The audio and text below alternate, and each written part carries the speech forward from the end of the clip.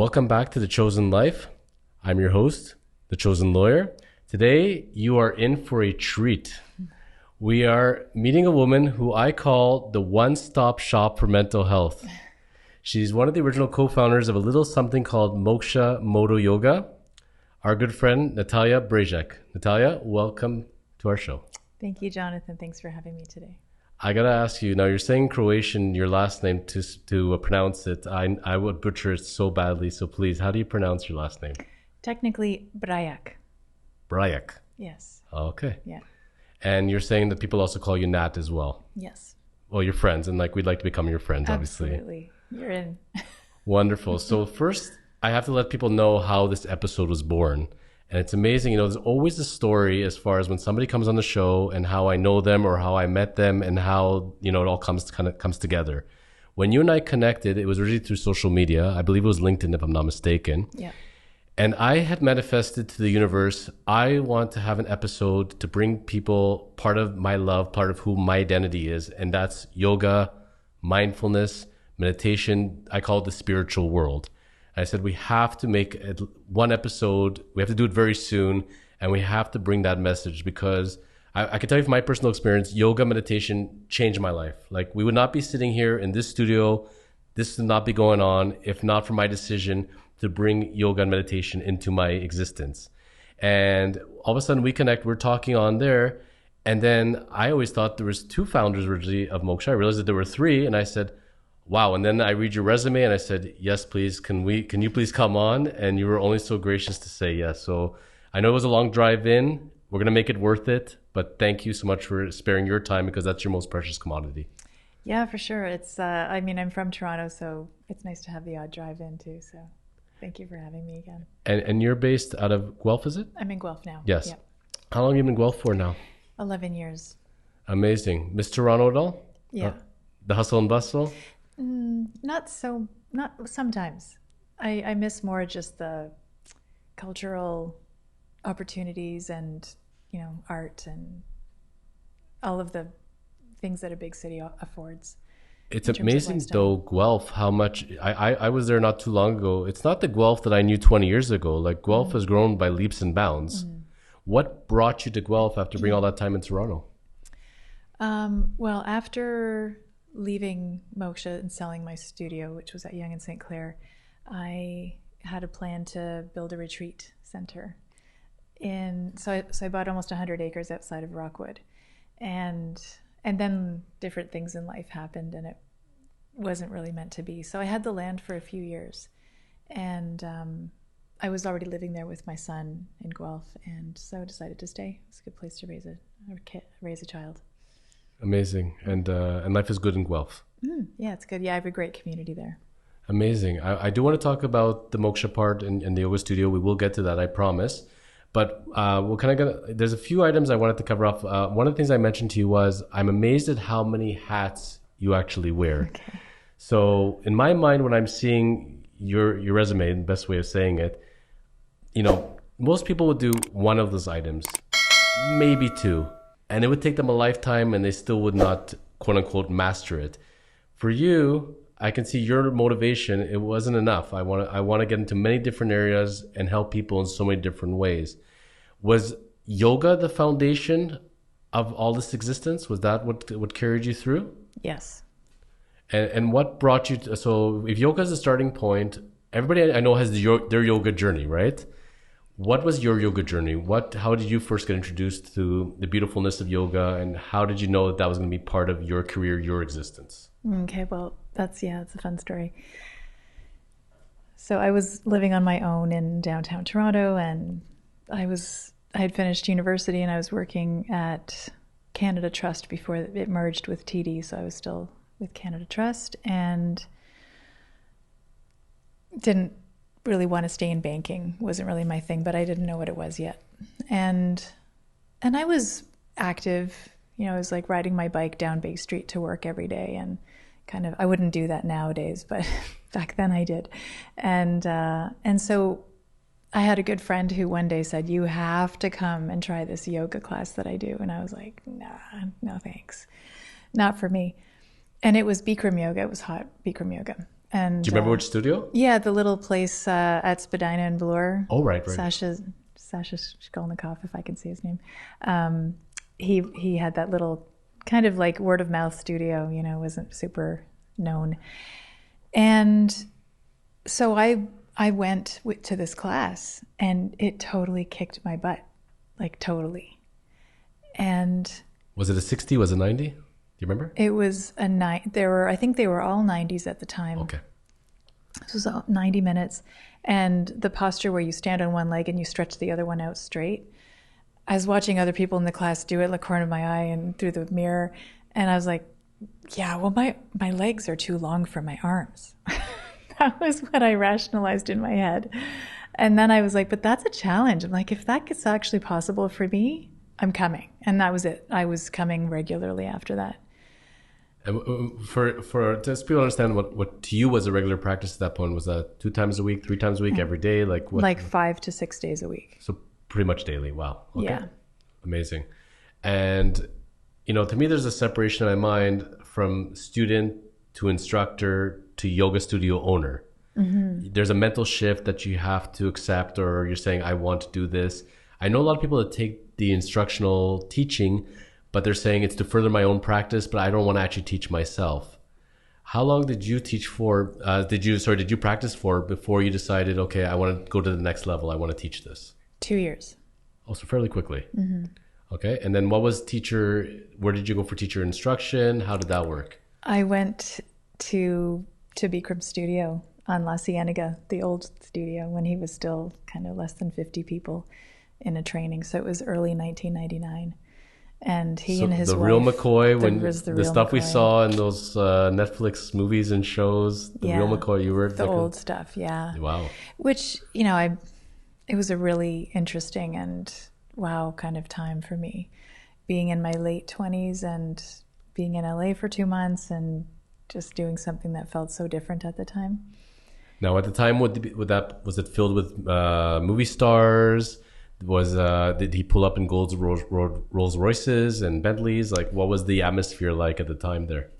There was the odd sort of well-known person that would come to class, I think sometimes. But yeah, it was Bikram. I don't know, it was LA. There's kind of a cheese factor to it, and it was fun. And near the end of the training, we got to see his house. Yes. And that started to make me go, oh yeah, something kind of the whole guru with the Rolls Royces and all that kind of, I don't know. And girls like combing his hair and stuff. It's kind of weird. But it's funny because, it's so cliche. Yeah. And you think this doesn't actually happen, but it happened. It does. Yeah, it did. And it happened for a long time, and it was just accepted because this person is bringing yoga to the masses.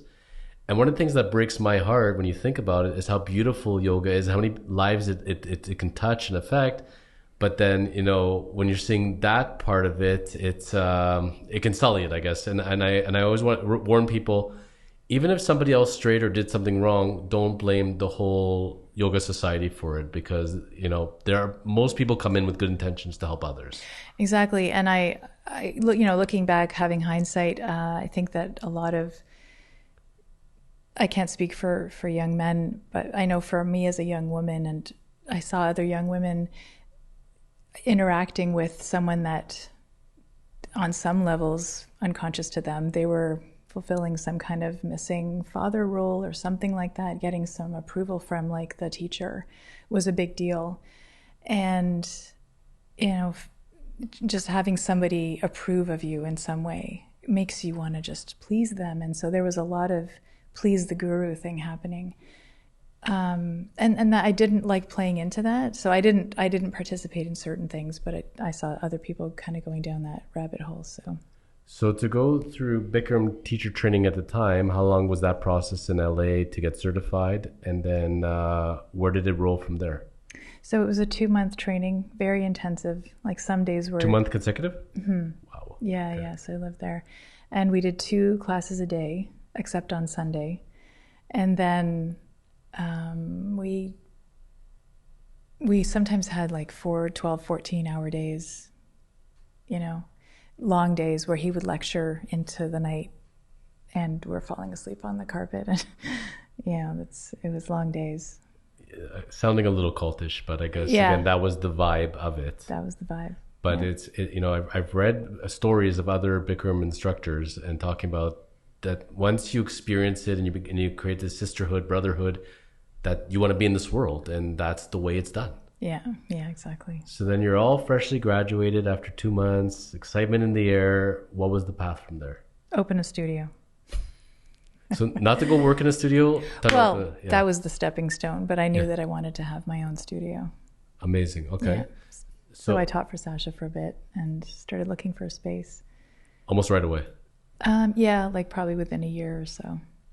Ambition was with you from a young age. I never wanted to work for anybody else. That's been a common theme for a lot of people that have been on the show. No matter their walks of life, it's amazing. Like a lot of self-starters, people motivated, they want to create something. They want control of their destiny. They want control of their life. Yeah. So the studio was where? So that was an interesting story too, because I started looking for spaces, and there were about 3 spaces that almost came through, and then they didn't. And I was teaching out of my spare bedroom, and I had a little apartment at Kiel and Bloor. And so I had mirrors on one wall, and I could fit 3 people in there, and I had little heaters going. So I had a little hot box studio of my own. And my mom entered this picture with kind of a bit of a spiritual teaching for me at the time, because I was starting to doubt the fact that the space didn't come through. Does that mean I'm not supposed to have a studio, kind of thing? And she said, no, I don't know about that. She said, just give your worries to God. If you still really want to do this, she's like, give your worries to God at the end of the day. And I was like, really? But then I did it, and it was very, I felt at ease at the end of the day. And I was like, okay, I did everything I could today. Tomorrow's another day. And then finally I got a space on Merton Street. Okay. Yonge and Davisville. And time between when you found the space to when you actually opened up the studio, how long did that take? The renovation probably took about 4 or 5 months. Okay. Yeah. And then opened up and we're ready for business. That was it. Broke even the first month. Wow. Yeah. Most businesses take 5 years. You took a month. Yeah. Amazing. So you were very happy at this point. It's, I guess, jubilation. And then how long did it stay at Bikram Studio before you decided I need another change? It was about a couple of years. Yes. And so I was working with Ted Grand at the time too. He trained a little bit later in the same year that I did. And Jessica Robertson opened the Danforth studio, so it was all Bikram at that point. Yes. And then we got together, and so, well, anyway, was Ted teaching as well, or? Yeah, he was traveling around from different studios, like one studio to another, and spending sort of part-time different places. And Bikram was not saying some nice things about us because we didn't have a carpeted floor, and that's kind of the gist of the story. And we just thought, like, maybe we just don't align anymore with kind of how he's doing things and what he's saying. And, our platform isn't to tear people down, so. I assume the carpet was the straw that broke the camel's back, so to speak, but there is, I'm sure, other factors along the way, right? Yeah. Yeah, for sure. I mean, I didn't have a carpet in the little spare room in my apartment, and then I thought, why would I put a carpet down in my studio then? Mm-hmm. It also feels that you were saying the reason you opened a studio, you don't want to work for somebody else, but really at the end of the day, the way he was very rigid in how he organized things, it's your own studio, but you're still working for him in effect. Right, to some extent. Right, and really he had no jurisdiction, I mean, we were using his name with integrity, I think, and all of that. But then when we realized, well, maybe we're not, because he wants us to do certain things and we're not doing them that way. And also using his, script verbatim, we didn't do that either. And so we just thought, well, we're gonna do something unique, but still honoring what we've learned from him. When I figured out Ted's last name, I said, Ted Grand, that sounds very familiar around these Canadian parts. Yeah. And it is Grand and Toy, which was the business depot back in their day. How the heck did this man find yoga coming from that line of work? Yeah, I don't know, actually. I don't remember exactly how it came to him. But I guess he just wanted to trail his own path. He decided that it's a different route than selling pens and papers, I guess. Yeah. So the three of you friends, you come together, and I guess you're having lattes or, kombucha or something, and saying, let's do this. Yeah, and it was kind of scary because we were doing well business-wise. You know, people always used to say, "Oh, it must be so relaxing to have a yoga studio." I'm like, no, it's not. It's a business. Taking a yoga class is relaxing, but running a business is running a business. So anyway, so we created this like a strategy to deal with our fears and our potential risks to the business. And so we were like, hey, these are like our fears, and what are the worst case scenarios that we think could happen if we change the name and do something different. And then we did another list to safeguard against, well, what action could we take with this fear? What could we take with that one? And we started to build in a plan, and it worked out really well. I would say so. Yeah, it did. Because it's amazing. Right up until the time that I would say Bikram got eradicated from the earth, so to speak, people that were still in Bikram were in Bikram. Like, they were very proud of that. I met people and they said, what do you do? Oh, I'm in Moksha. Well, I'm in Bikram. I do hotter classes, more intense classes. That's the real, and it becomes this whole divide. It makes me think, I don't know if you've ever seen this on YouTube, but I've seen like in the United States, they actually have yoga competitions. Yeah. Like the way they have figure skating, doing yoga poses, and they're actually judging them. And that's so anti what yoga would be.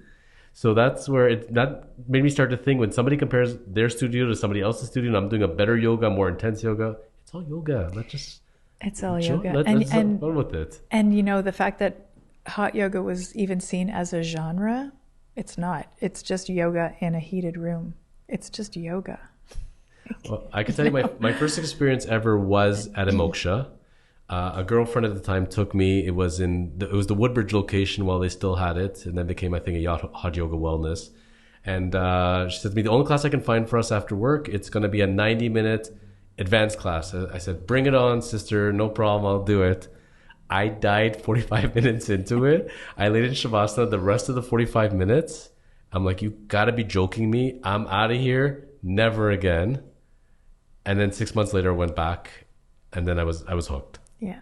But, I love the fact what attracted me to Moksha versus other types of yoga was simply because of the inclusiveness. There was accommodations for people. There were all sorts of levels of classes. And no matter what level of class you're actually doing, they still find a way to make you feel included, right. And I love that. So I presume that was the idea. The whole birth of this was, let's bring yoga to everybody, where no matter what level you're at, everybody can relate to this. Yeah, exactly. And Bikram used to say, using props, for example, he used to call it furniture yoga, and he was very insulting about it.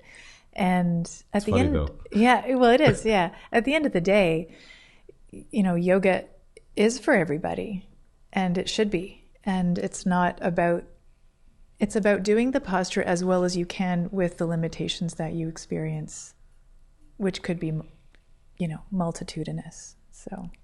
And for some people, it's mental and some of it's physical. I can tell you, when I started going, I was in the back of the class, watching the people in the front of the class, saying, who the hell do these people think they are? They think they're such hot shots, and I'm never going to do this. My body can never do it. It's not going to happen. And then at some point, when I let go of those limitations and I made myself a deal, I said, you're going to get through the whole class without looking at a clock, number one. And every class, I just want you to get better at one thing. I just want you to try to get even a millimeter deeper into one pose. If we do that, we're good. And then as you build on every little extra step, it's amazing how it comes. But the most common thing I hear about yoga when people that aren't practicing, oh, that's not for me. I can't do it. It wasn't for me. And I said, how long did you go for? I went to 2 classes. I hated it. I can't sit still. I can't do these poses. I said, if you can't lie down even so much with your thoughts, and you can't hold these poses, you need to go. Yeah. This is made for you. So it's overcoming, if it doesn't challenge you, it doesn't change you. I love that idea. But I can't imagine life, especially, we're from the Toronto, Ontario, Canada area, but Moksha grew, beyond, I don't know if it was worldwide, but it definitely spread across many regions. I can't imagine life without that form of yoga. If you hadn't birthed that, I can't imagine what yoga would look like. Yeah. It was a amazing thing that happened. Really, that was it happened with a collective group of very committed individuals that decided to form a community. So, yeah. How did you come up with the name Moksha at the time? Do you recall? Yeah, there was a lot of debate. There was sort of like a lot of different names kind of thrown in a pot, and then we were mulling over like, what does that mean, and how does that embody what we're kind of about at the core. And so, do you remember what some of the candidates were? It was like badass yoga one of the options? Yeah, badass yoga. What did we have? We had things like there were different names, like Hindu words. Yes. But they just didn't kind of clinch it. And but then there was the challenge with Moksha was there was a studio already established in, I believe, Chicago, that a pretty well-known studio that had used that name, and so then that led to the recent name change. Which I wasn't part of, but yeah. Right. I was going to say that preceded you, but you have Moksha going in Canada, and then when it was in the States, it was Modo. Yeah. And then eventually just adopted the Modo name altogether. Right. But do you recall who came up with the Moksha name part of it, or the Modo? I don't remember at this point. It's so who far. Came up with Moksha, yeah, because it was such a long time ago, yeah. I always pictured in my mind when it was done that it was like a eureka moment. It's like one of those things that lasts in people's memories. But when time passes, it's amazing how things change, right? Mm-hmm, yeah. Feels like a lifetime ago. What was it was like 3 lifetimes ago, really, in some ways.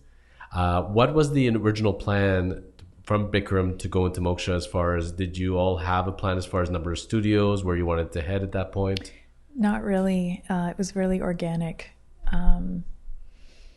So I think there might have been 3 studios at the time that became a Moksha. It was the Davisville, the Danforth, and there might have been one other one.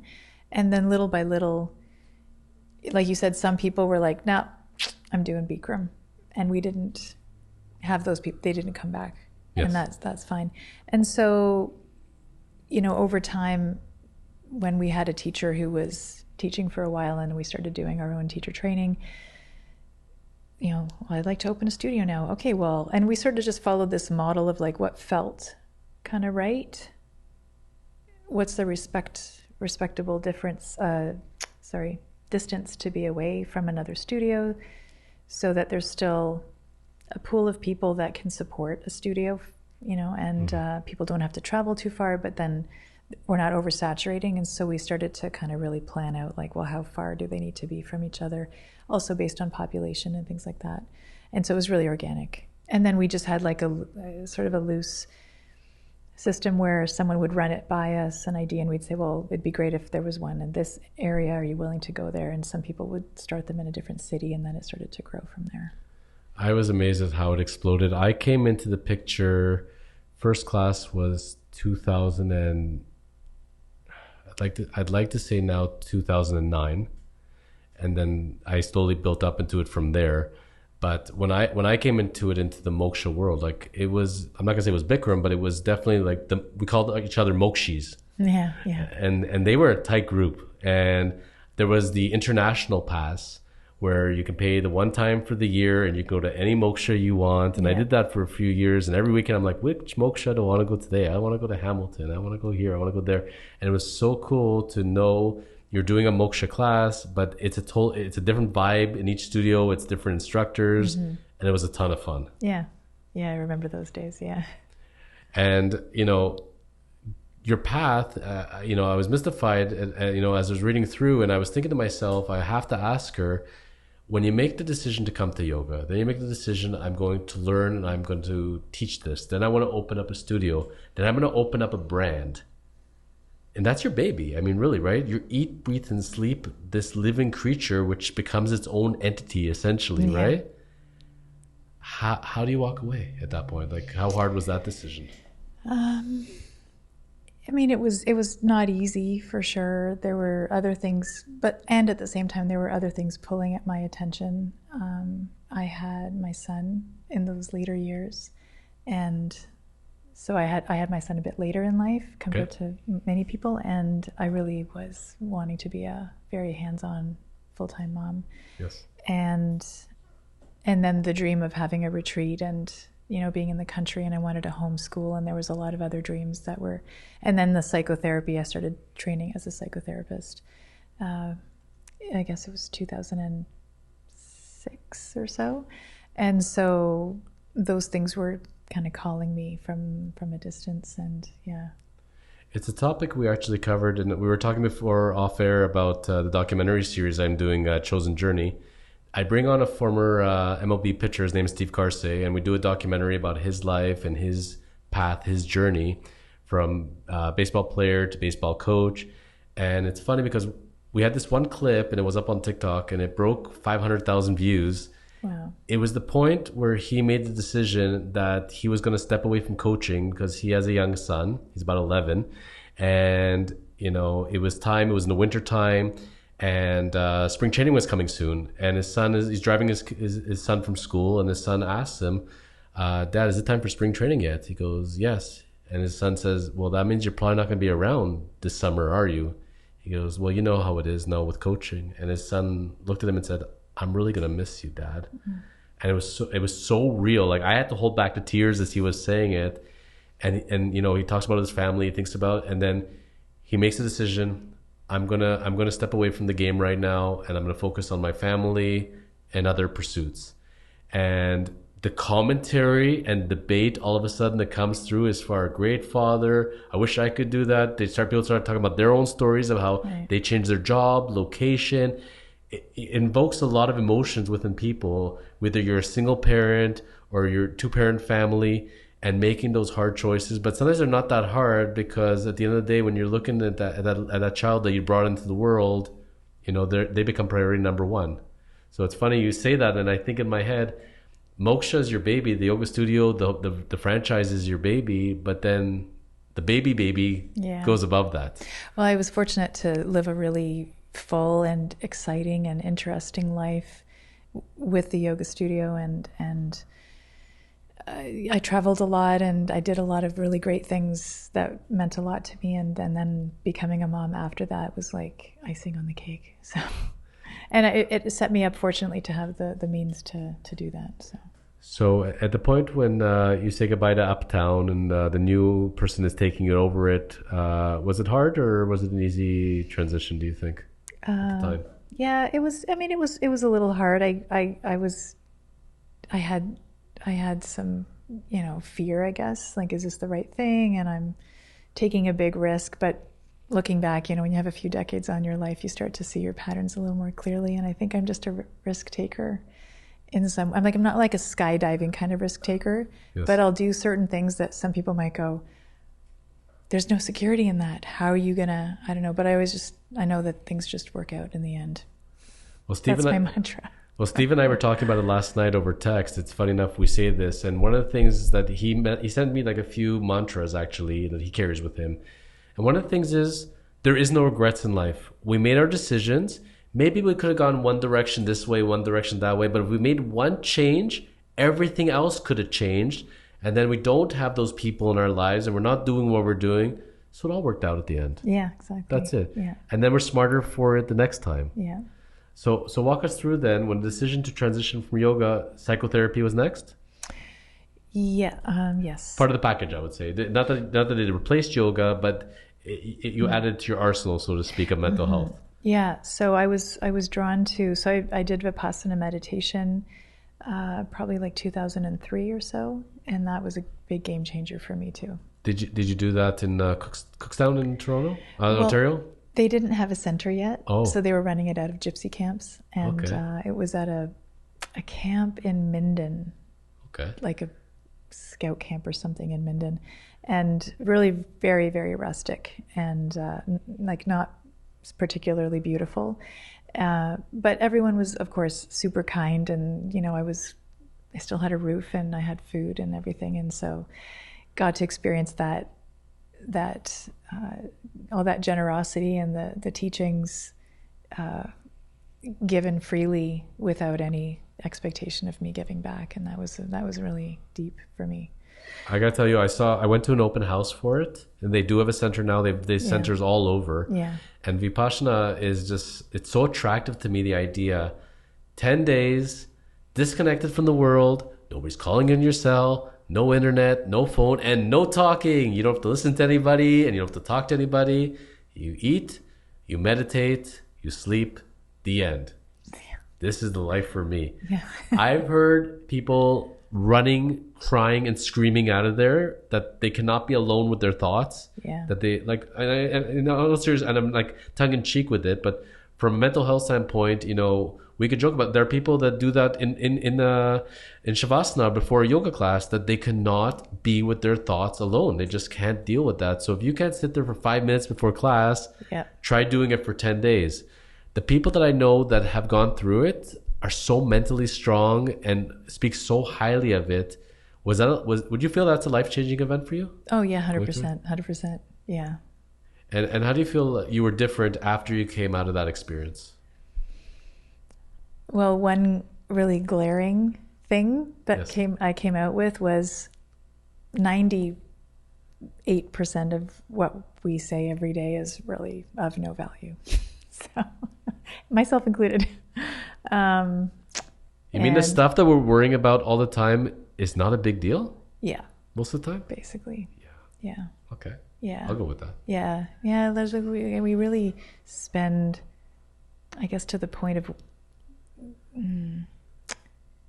fruitlessly, it's fruitless spending on things that really don't matter, and then one of the difficulties of coming back from an experience like that is, you're just another layer more in touch with the pain of the world and the circular nature of that pain, and how it's like a merry-go-round. It keeps going and going and going. Did you know psychotherapy would be the next route before Vipassana, or after Vipassana that kind of led you down the road? I think it led me there, yeah. And why psychotherapy out of all things? I don't remember exactly. Again, I don't remember how I found the program, but it was before the regulations were in place, like before CRPO was around. And so I came across, actually, I think I might have already been seeing my therapist, Moira Keynes, and she was partnering with someone to run the Transpersonal Psychotherapy Center. And so I jumped into their program.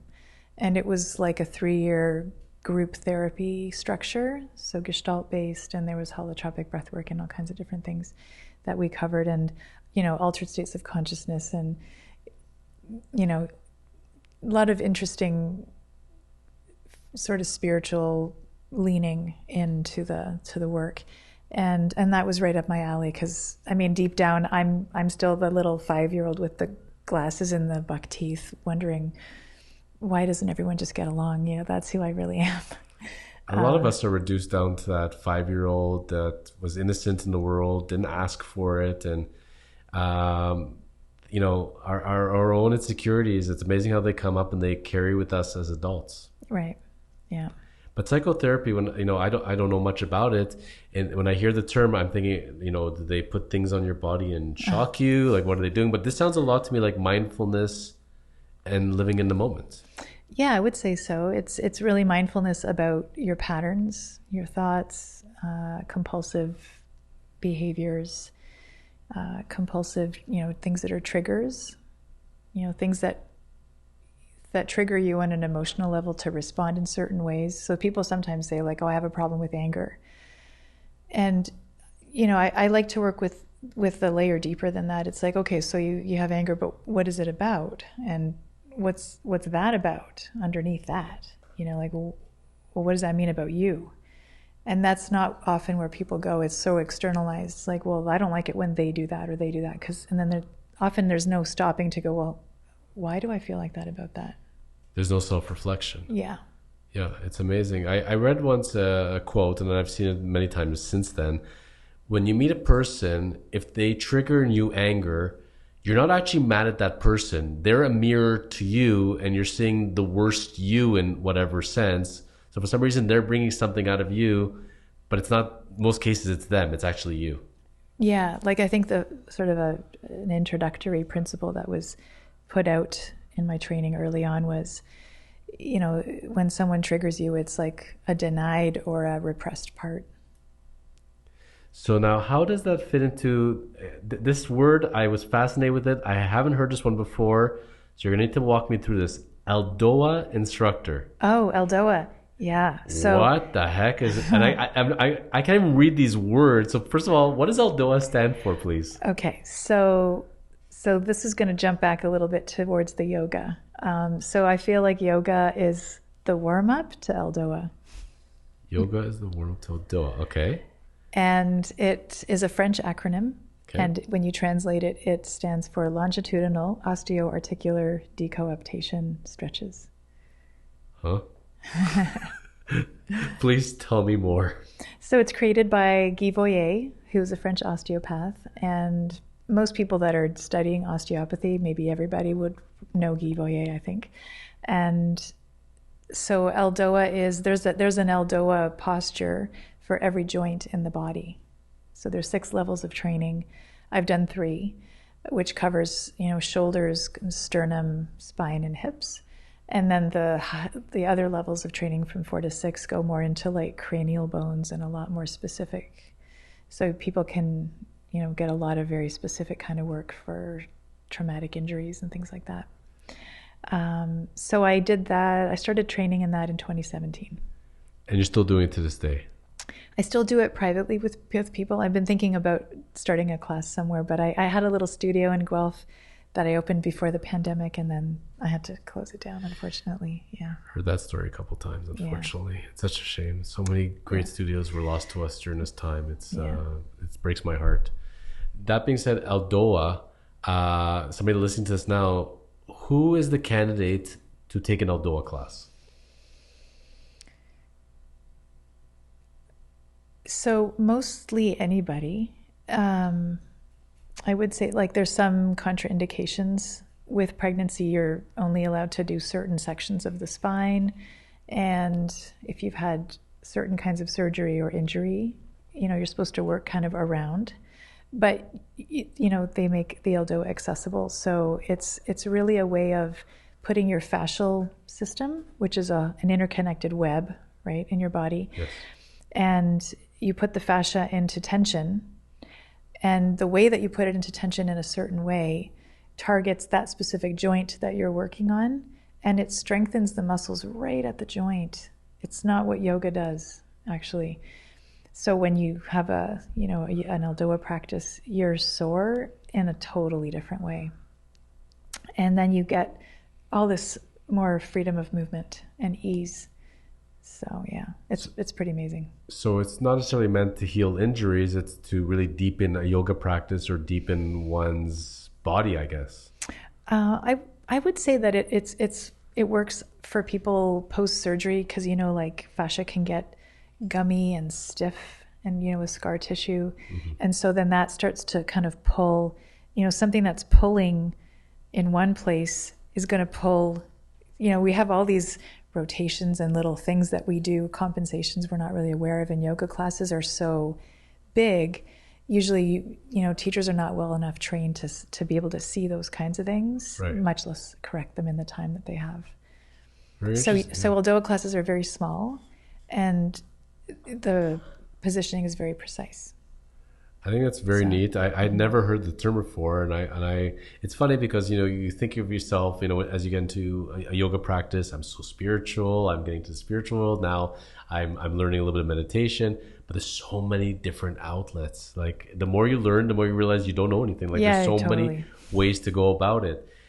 In line with that, I saw another term that you had on your website, and I thought this was pretty cool because I'm a 70s dude. So psychedelic integration support. Okay. So is that like a disco with narcotics, or what is a person doing psychedelically?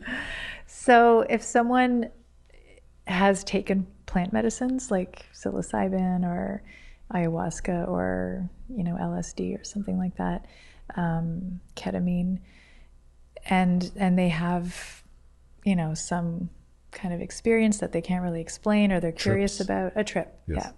Yeah. There's a lot of people doing integration work, so helping people kind of understand or how to bring the insights they receive from different psychedelics into their lived experience.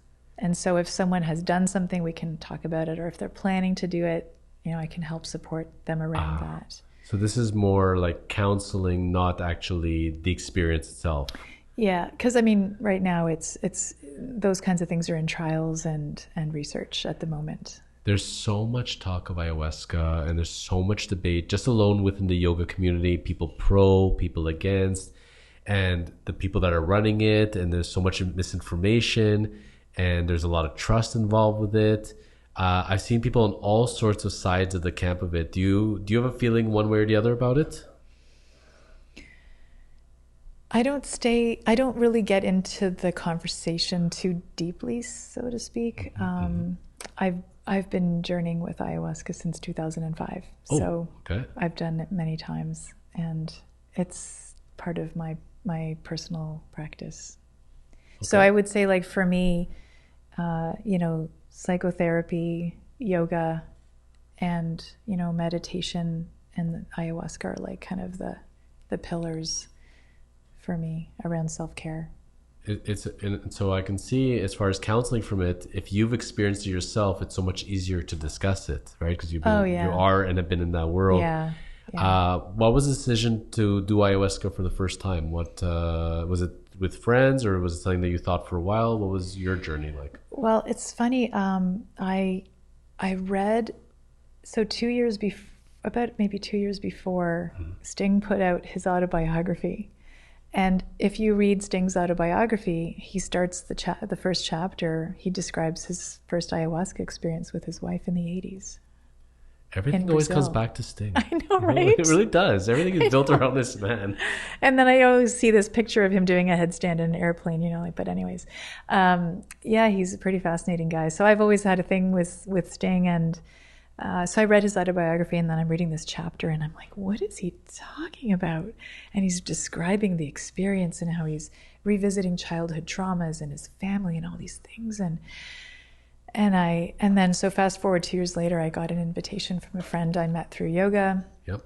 And I just implicitly trusted this person, and he said, like, you won't regret coming. So I said, okay. So I trek over Famous last words, right? Yeah. So I trek over to the Laurentians, and there was a retreat held, and it was amazing experience. And then how do you plan the next sessions? Is it just when you feel the urge to do it, or do you do it regularly, or how does it go for you? Yeah, I guess I would say that it's a combination of having the calling, yes, and the accessibility. The person who hosts it, are they called a shaman?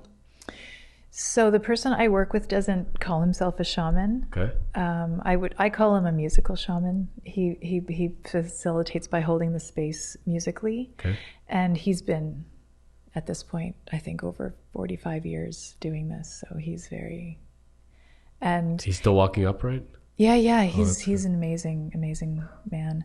And really, he's just helped cultivate this global community of people that drink together in community, like people from all walks of life, from every religion.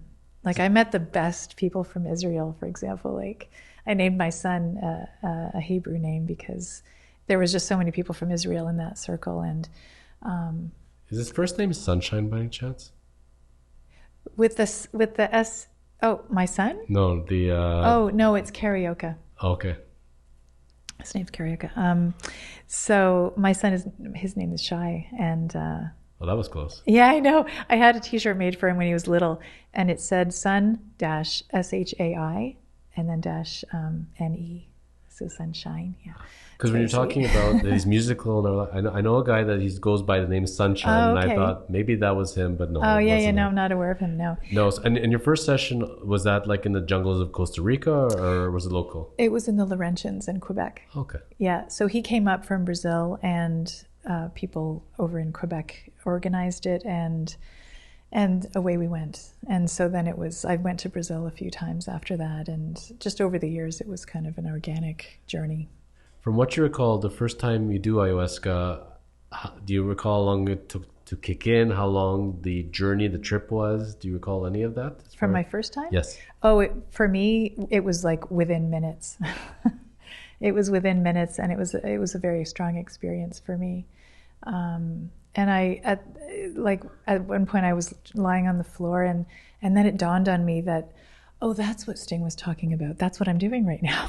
So yeah, it came back. And are you going back in time? Do you almost become like yourself, but the younger you, or do you become a different person? What was your experience like?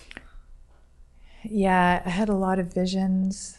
I saw like my DNA, and I just all kinds of things around my ancestry.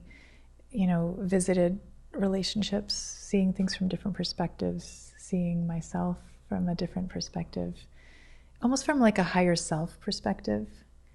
And learning how to work with the medicine is that's a journey. It's the earth, the entity of the plants. They call her La Reina, like she's the queen, and she's very, very powerful and beautiful, nurturing. People have asked me like what meditation is like, because I was doing that for quite a while. I still do it. I still have my practice, but I was going to temples for it. I was going to meditation classes. And it's that finding yourself kind of idea. And you could do this anywhere really, until you kind of let go of it and decide that you'll let the process take over you, and what will come will come. But the way I describe it, it's almost like separating out from your own body, and you're floating, your soul is floating over your body is still, but you're watching yourself and you're watching everybody else from a different place. And when you can separate out your soul from your body, that's when you reach that meditative state. I did that completely sober, by the way, but that took a ton of practice. Yeah. Like as far as letting go, watching through the third eye, and not overthinking it, and doing the chants and the mantras, and then eventually just you float. And it's amazing where you go. And sometimes you go very dark places, and sometimes very happy places. Right. But you never know where it's going to happen. That's like with the ayahuasca. You never really know, and no experience is going to be the same. But when the process is done, when the trip is over, and you're falling more back into your body, do you find you're ending up on a high or a low at that point? Or is each one different? It's funny. I wouldn't even call it a high. I would call it contentment. It's like a deeply heart-centered place. That's a great place to be. Yeah. It's soft and contemplative. And sometimes there can be inspiration, like people get these big, like kind of downloads, and yes, you can like, really kind of go out there. Yes. But it's important to not make big changes in life or big decisions based on those experiences until you let them sort of marinate for a little while, because, bringing something from the spiritual into the embodied physical, you've got to kind of be discerning and wise about that. Yeah, I can't imagine making any major life decisions when you're done an ayahuasca journey, so to speak. Yeah. Well, it's kind of like with Vipassana, some people will have these big revelations, and then they're like, I'm getting a divorce and I'm quitting my job. And even after yoga trainings, people have those kinds of experiences, and sometimes that works out okay, and that was meant to be their path, but sometimes you just have to slow down a little and really digest.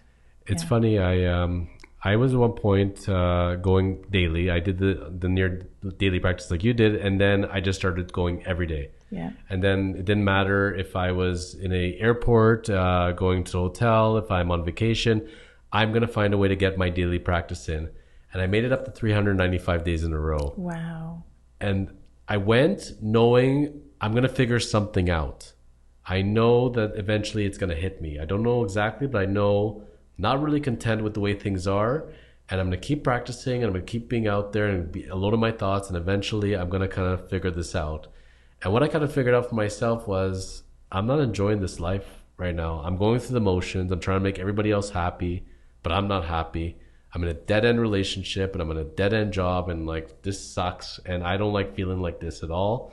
And I just feel like I'm going through the motions and I'm not living.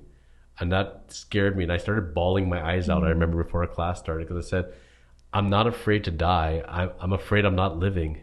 Wow, I'm really not living. Like I'm like almost immune. Like I'm just going to go to the next day and the next day and the next day.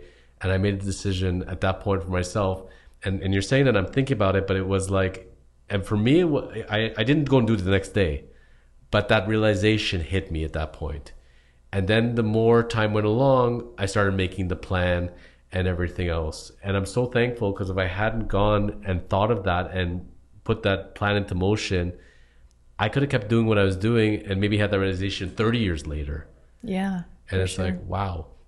But at the end of the day, we kind of create our own bed, so to speak. We make that decision, and the decision is, do I want the safe route? Do I want to just go and keep doing what I'm doing? I know I'll make a living and I know I'll get by, but am I really happy? And one of my tests now, I'm in my 40s. I have a very simple test. I call it the happy test. I'm like, does this make me happy or does this not make me happy? And if doesn't make me happy, it can go away now. And if it makes me happy, then I'll do it. And that's it. It's not that difficult. But, half my life, I would have never passed the happy test. Right. But I was making other people happy. Yeah, I get that. And that's sad. Yeah. I mean, on some macro and micro levels, I can identify now within the past being a pleaser, and I didn't really see it. And it's amazing so many of us are, and we don't realize, like, we're trying so hard to help everybody else. We're trying to help our kids. We're trying to help our parents, our siblings, our clients. The one person we're not helping is ourselves. We're neglecting that one person. And I always I tell people, if you're going to neglect you, who's going to take care of you? Nobody else will. Sure, they'll be there for you, but they're not going to take care of you the way you will. And if you don't love yourself, how are you going to give love to others if you can't even do it within yourself?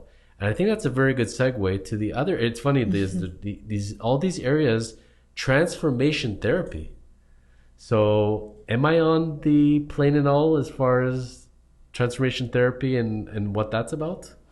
Yeah. Sorry. What is that exactly that you're reading? No, I had it on a list as far as the different genres of items that that you're a part of. So after taking my psychotherapy trainings, I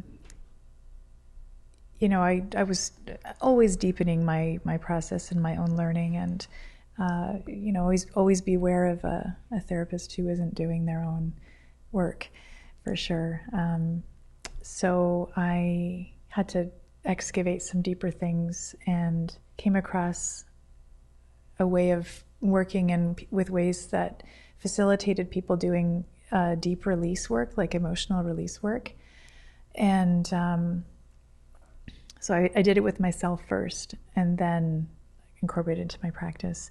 And I know it's going to sound fluffy at first, but really doing, I used to try to do affirmation work. I didn't find it very effective. Yep. And so I was like, now I understand why, because I wasn't releasing the deep emotional patterns that I was running. And so when I released deep emotional patterns that I was running, that I kind of felt like, okay, I'm done with this kind of suffering right now. Yes. Then I was like, oh, now I have some space, and now I'm going to be like, how do I want to feel now? And it's not even want, how do I feel now? What am I now? So because, okay, we walk around, if you think about, affirmation, how often are people affirming, I'm not good enough, it's hard, I always there's think of not that, enough. I think of that Saturday Night Live skit where the person would look in the mirror. Oh, yeah. Daily affirmations with Stuart Smalley. Yeah. I'm good enough. I'm smart enough. And doggone it, people like me. But it sounds so ridiculous. Yeah. But it's a thing. Yeah. But when you actually sit with the things you do, not you, but everybody, when we sit with what we affirm day to day, it's hard. I'm not good enough. There's not enough. I don't have enough money. I don't have enough time. Well, then that's going to be your experience of life. It's never going to be enough. So if you do change it and you're done with that old narrative, a whole new world opens up, which is based on your own perception, and that's your perception of choosing. I feel like a person that comes to you for guidance, for facilitation, I feel like most people would benefit not just from one area, that it's almost like the combo pack, where they can start off in one genre, move on to another one, combine different ones. That there's a lot more. We're all so complex. You can't put a label on one of us and say, okay, you're this type of personality, so you need this cure. Right. It doesn't work like that. You need to do many things, try different things over a prolonged period to get that change. Yeah. Yeah, like I think it's important to have, you know, like I definitely work with an eclectic approach. So I'm not like some people are just one kind of therapy, like you were saying, you know, that's what they do. I'm very eclectic, so I bring in what I feel could be helpful for the person at the time. But then also having integrated care is really important. And there's a lot of places where people can find integrated care where their doctor, their therapist, maybe they have a physiotherapist as well, and they're working together. And those are going to give you better patient outcomes or client outcomes. Yeah. I love that. Mm-hmm. You wrote some very deep words on your site, and I'd love to quote you if that's okay. Okay. Because it really stuck with me. To love yourself is the work of a lifetime. Mm-hmm. To know what that really even means is a deep study. To love another in the most pure and unconditional way, with depth, caring, and true friendship demands that we love ourselves in this way also. When you become intimate with who you really are, then you can begin to appreciate whoever's in front of you in each moment of your life.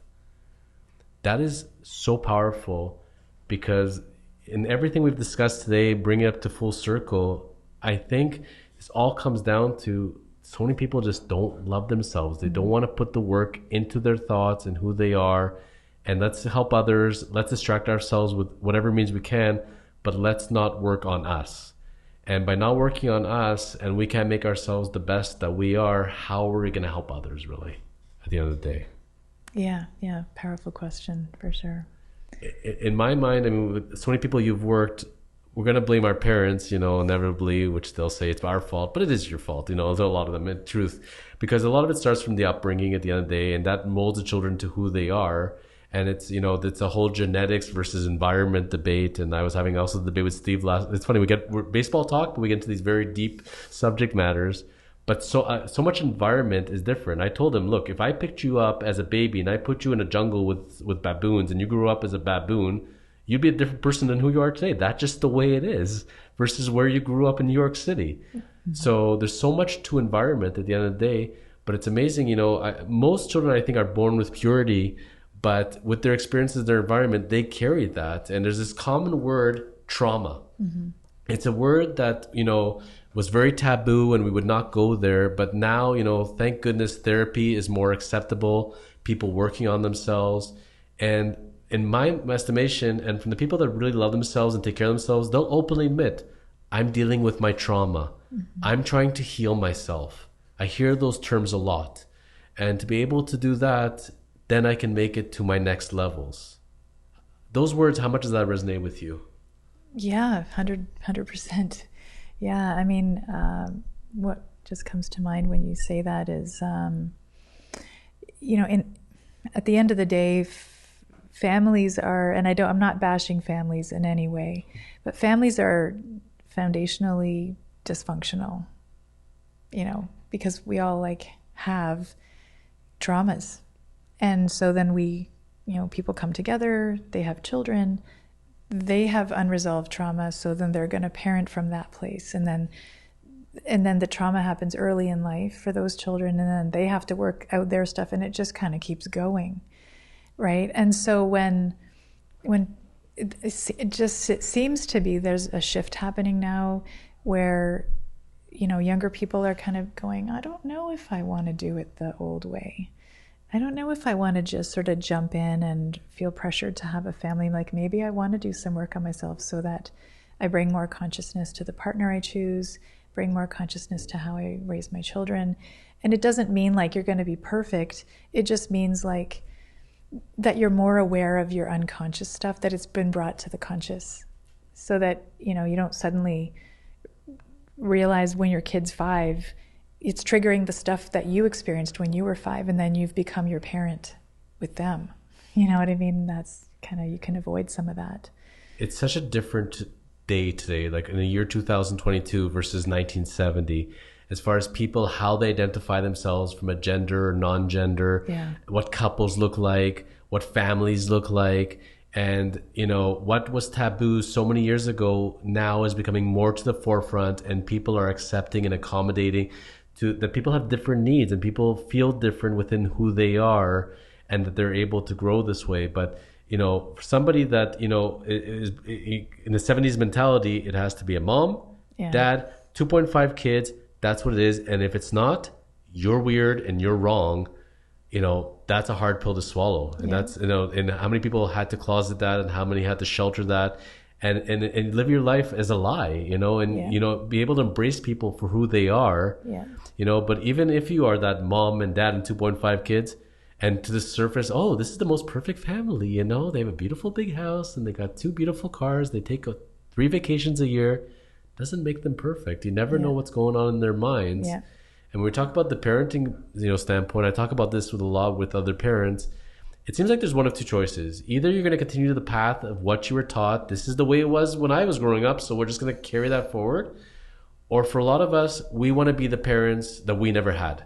We want to we want our kids to grow up in a lifestyle and feel confident and good about themselves that we didn't have. We want to break the cycle, so to speak. But it's inevitable how many of us break cycles and we still look back and we're like, that teaching was really ingrained within me. I sound like my mom. I sound like my dad. Yeah, totally. It's really hard to break away from that. Yeah, right.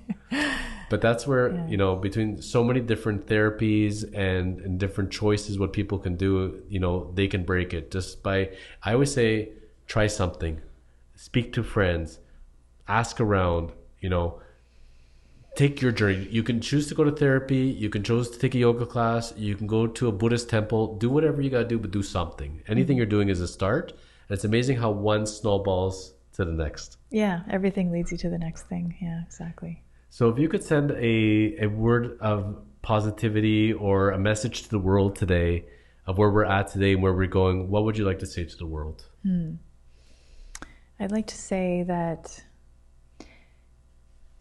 everyone matters and we can all have hope. And that, as difficult as the world looks in so many places, the children that come in now have to be equipped to handle it. And it doesn't mean that they should do it alone. But there's going to be something special and different coming out of them, and we need to give them the space and the voice to come up with some of the solutions along with us. I love that, because the truth is the future is the children. It's as cliche as it sounds, because we're not all going to be around one day, and those kids in kindergarten one day are going to be running our country, so and our planet. So let's get them built foundationally, I would say. People wanting to reach you, Natalia, how do they do that? So my website is my name. It's nataliabrajak.com, and that's probably the best place. Wonderful. My email address is there. Yeah. We'll put your website and your handle as well. And we were talking off air about, wanting to have a private life. And I said to you, as soon as we're in the public space and we're offering goods or services or we're outreaching to the community, privacy is gone. That's long gone. But we can still choose what we put out there or not out there, right? We can still put in education and we can reach out. Yeah. But they don't have to see every time we go to the supermarket or when we're going on vacation, so to speak. Yeah, exactly. Wonderful. Well, thank you so much for taking the time out of your schedule today and for providing us spiritualness and enlightenment. And you're doing good on this earth. You're taking your journey in your path and you're helping others. And I commend you for that. And I salute you to it. So thank you. And look forward to having you back again. And that'd be great. Watching your journey. Yeah, thank you. And if I could say, I'm a reflection of you. So everything that you said to me, I mirror back. And I find you very curious and amazing conversationalist and just very engaging. So thank you. It was a good experience. I appreciate that. And the truth is, even though I'm that traumatic, that 5-year-old under trauma, I'm also that curious 5-year-old Peter Pan that never wants to grow up, wants to learn, gets excited about things. Yeah. And no matter how much the world may try to beat me down or people may try to upset me, I won't break. I want to enjoy life. I will find what makes me happy and I won't give up. Yeah, nice. That's the attitude. So as we sign off, we do our flex. Yes, absolutely. And we say, keep living the chosen life. Keep living the chosen life. Love it. Cheers. Cheers.